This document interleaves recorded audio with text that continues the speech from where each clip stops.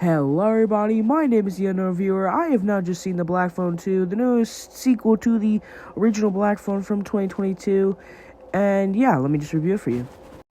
In this movie, we follow Finney and Gwen once again, left from the trauma, left from the grabber.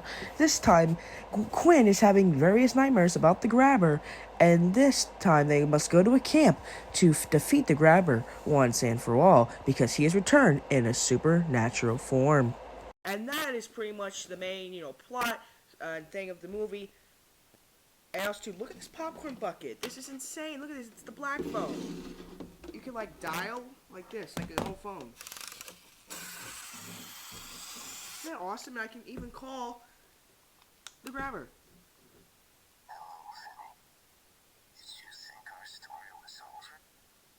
That's awesome, dude. Great thing. I even got a little grabber right here, but yeah. This, you can also hang this on your wall and stuff. It's a great bucket, but I want to put this in the review, so hopefully, that anyway. But let me just sort of give you a little my thoughts on the very first Black Phone. I love the first Black Phone. That's probably, it's one of those horror movies where like you instantly fell in love with them on first watch.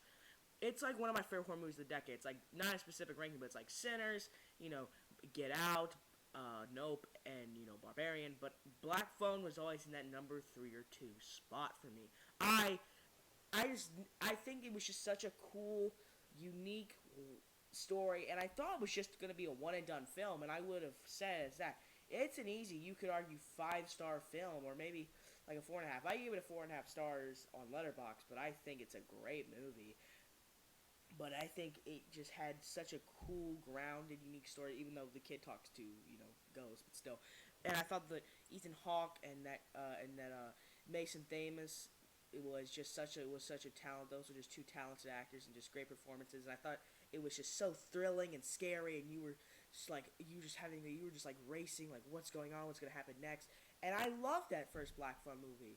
But over the years, the more I watch it, the more I feel like it goes lower down my list. I was on an all-time high when I first saw it back in 2022 when it came out on streaming one day. I watched it because I heard all the buzz about it, and I was like, wow, that's an amazing film. Like, that's cinema right there. But like sometimes I feel like when I rewatch it more, I even rewatched it this week in preparation for the new one. Something just felt off of the movie. I don't know if it's you know take about how indented it feels, like you're just in this basement for like about like 90% of the movie, or maybe maybe I don't know, maybe like the grabber feels like less intimidating. I don't know what it was, but I don't know. I feel like, I still love the movie. I still think there'll be like another one like it. So, but when they announced the sequel for the Black Phone 2, I was kind of confused because, not spoiler alert, in the ending, Finney kills the grabber and you don't really know what to do. So when I heard they make a sequel, I was like, oh, he's probably gonna be the one calling the phone. Maybe a family like move into the house. Maybe like it's kind of like a Shining type movie where like the grabber has like a father or something, try tell like I don't know, like maybe like go after his family or something like that, like The Shining. But no, when I first saw that trailer, I was like, oh, okay, we're returning to this cast. We're going to this like camp and like stuff like that, where the grabber's becoming literally Freddy Krueger. And one of my favorite horror franchises, it's like Scream and Nightmare on Elm Street. I love Freddy Krueger. I think Robert Englund is such a talented actor, and Freddy Krueger used to make me laugh, but also make me pee myself because I used to be scared of him. I would have nightmares about that, but I'm still alive, luckily. But I was kind of hesitant though, because I was like, I just don't know how you. The trailers were like, like the first trailer was cool. I feel like they were revealing too much. I was like, how is this gonna work? You did such a perfect thing, and I honestly thought that the sequel was kind of gonna suck. And after seeing it, man, do I love this movie. Yeah, Black Phone 2 is a winner. It is, I would argue that I liked this better than the first movie. Yeah, I really did. I don't know if it's like there's more characters. It's not as it's center focused on one character. Maybe the acting's better. But I'll just get to my good. I'll get to my little minor complaints. The first good positive I can give is Mason Thames. Mason Thames, Black Phone was like his first movie, and I think that kickstarted him. He was even in the new How to Train Your Dragon movie a few months ago, back in June, and I loved him in that. And I think that he takes his acting from that first one, which was already great, and doubles it from an all-time high. He's still left and kind of scarred from the trauma that the grabber left for him.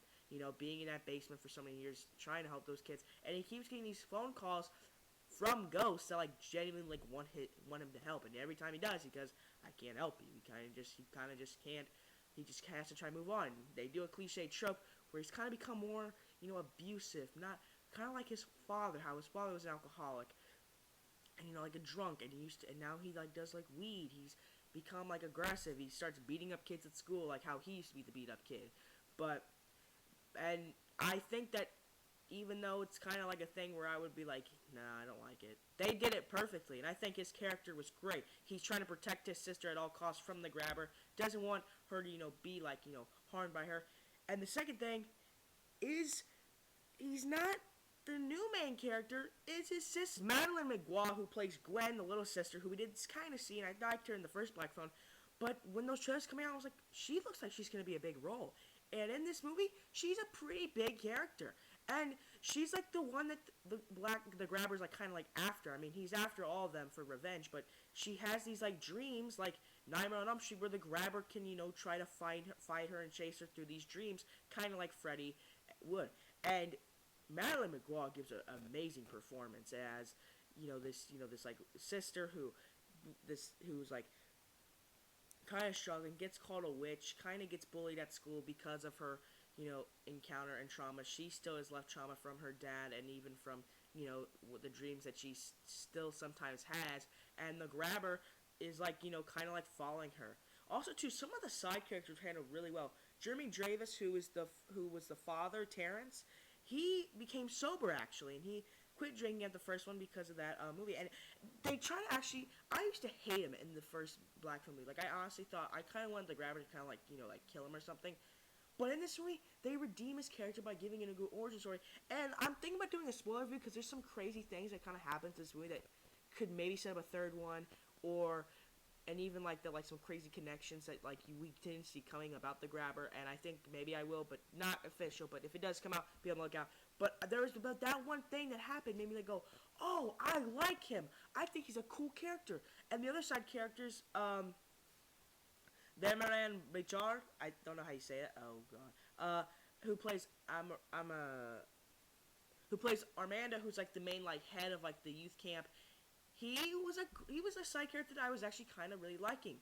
I thought I won't really spoil what he did, but he was trying to help him out, try to find these kids. He was there during this camp when the grabber started, getting those kids back in the a couple decades earlier. And I think that's a really cool thing. The other side characters are just okay. They're kind of just there as just to fill in some roles and stuff. The Christian couple and that little scout girl, I forgot what her name is.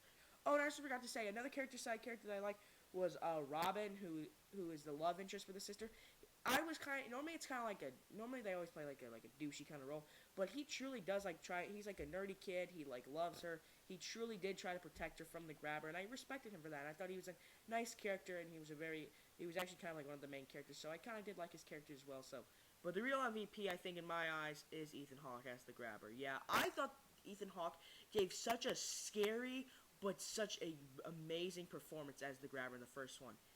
He takes that, but to a crazy, brutal, scary level, dude. He got that script going, and he is not holding down, because he's vicious, he's ruthless, and in those dream sequences, he is such a cool, scary character that I would definitely not want to be put in a room with and, be chased by.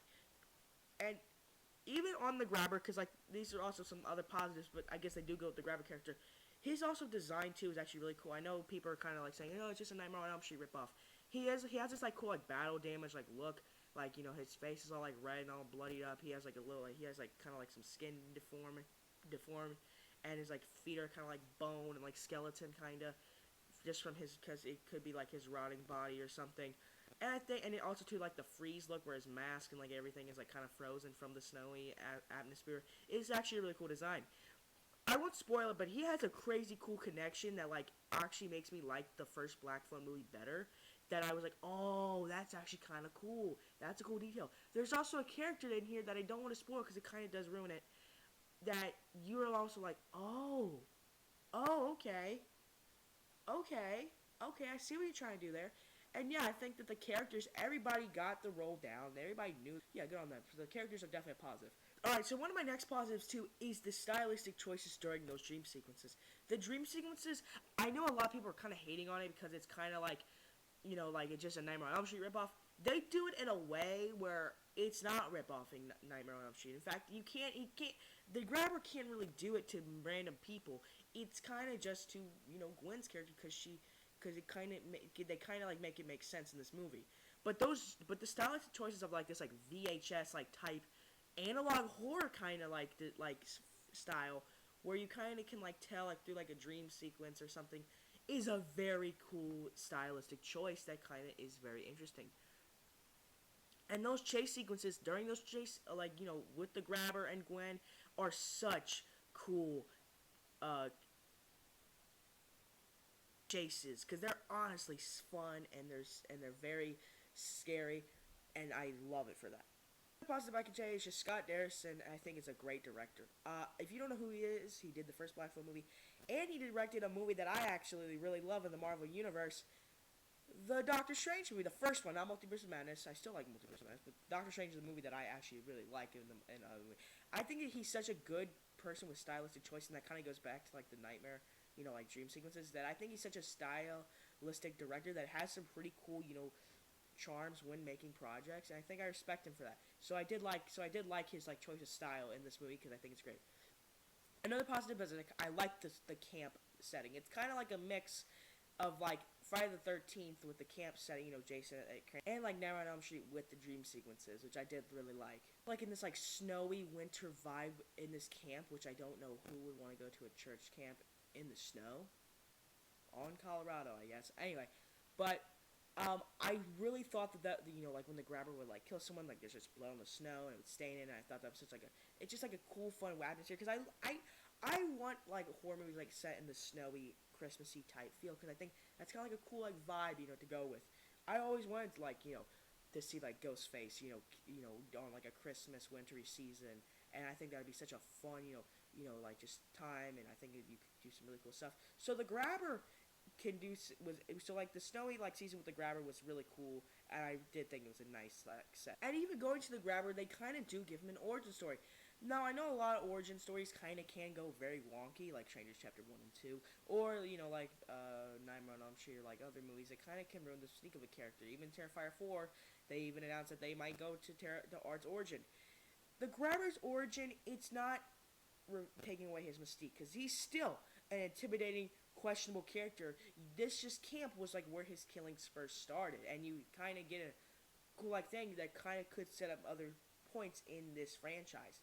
So don't think it ruins that mystique, and I think that that's a cool, and I think that it's handled very well. So don't expect that to be like a very bad like thing like that. If I'm going to the things I'm mixed to negative about is that I love this movie, but there is going to be people who really don't like this movie. And what I mean is, like, if you're a fan of the first Black Phone because of its grounded take, you're not going to get much of that in this one. In fact, you're kind of getting a kind of tonal opposite kind of movie. You're kind of getting a movie where, you're having the grabber, become Freddy Krueger, taking them, like, throwing people like a supernatural movie. And I don't like those kinds of movies. Don't get me wrong. I think that the Black Phone 2 is like a mix of true crime horror with supernatural aspects sprinkled on there. But people, even though I don't get how people think that the first one's grounded when the kid's talking to dead kids on a phone, on dead ghost kids on a phone. Yeah, I think that people will be kind of taken back on that, and I think that people will also think something happened. Like this is totally different. I think that people who love and praise that first Black Phone movie are going to hate Black Phone 2 and think it's an unnecessary sequel for the sake of money. And I don't think it's a cash grab. But if you're someone who's like, did not like it because of that, I think that's what's going to bring people really down with this movie. Even though I wasn't really bothered by that, and I think that you still get grounded elements in this movie where the grabber, he ain't flying. I mean, he's a ghost. He can do supernatural aspects, but obviously there's not a ghost that's chilling in my studio with me. Like, there's no. But so yeah, people might be taken back on that, and that will be a big negative that people have. I personally didn't hate it myself, but I know people will not be crazy about it. Now, I also will say too is that I don't want to ruin it for people. The grabber doesn't really kill people in this movie, if I'm being honest. I mean, if anything, yeah, do I spoil it? Well, I'm not going to spoil it, but it's kind of just like the only thing you really get to see people getting axed off is that it's just kind of flashbacks, really. So people who are wanting to see these characters get gutted don't really expect anything much, really. But, yay. I mean, I still thought that the kills were still brutal, they're sick, and he still is insane, and he is relentless. Also, too, maybe it could just be me, but to anybody who watches this movie, I will say another complaint that I think people will have, and I was like that for like the first 15 minutes until like they really did get to the camp, is that the movie kind of does have a pretty slow opening. But I think that's kind of like I kind of felt that way with the first Black Phone, where I was like, yeah, it kind of takes a while to build up, and the grabber doesn't show up to like not to like halfway into this movie, if I'm being honest. I mean, you get flashbacks of his origin, but you don't really get him on that phone and like doing those dream sequences. I mean, those dream sequences happen early on in the movie, but it takes a while to see the grabber's full body, like that. To be honest, those are like my only complaints of the movie. So if you hate this movie, please, I would love to know why. If it was a supernatural aspect, if maybe the grabber didn't kill anybody, or like what, or maybe there was something a positive that I had that you had a negative about. Please, comment down below what you thought. But if I would give Black Phone an obvious... But I will say this, though. Don't think that I'm saying I loved this movie. I really did dig that first one. And I would say that this is a movie that I really did like. And I think this is my second favorite horror movie of this year so far. Or third. I'm debating between this and Weapons. But I still really did enjoy this movie so far. And I cannot wait for the third one. If they make a third one, I hope that this movie makes its money like the first one. But hey, I really was pleasantly surprised. And if I would give it a review for like a ranking or kind of something like that, I would give this a 9.4, man. Mine for the first Black Phone was a 9.2 or something. But hey, it could also be recency bias. I'm going to see how this movie handles until that third one comes out. Maybe this will change. Maybe I'll not like it as much. But from where I'm standing right now as I speak, I really did dig this movie. And maybe, just maybe, I'll make a spoiler review coming out this weekend. See you on the next video. Peace.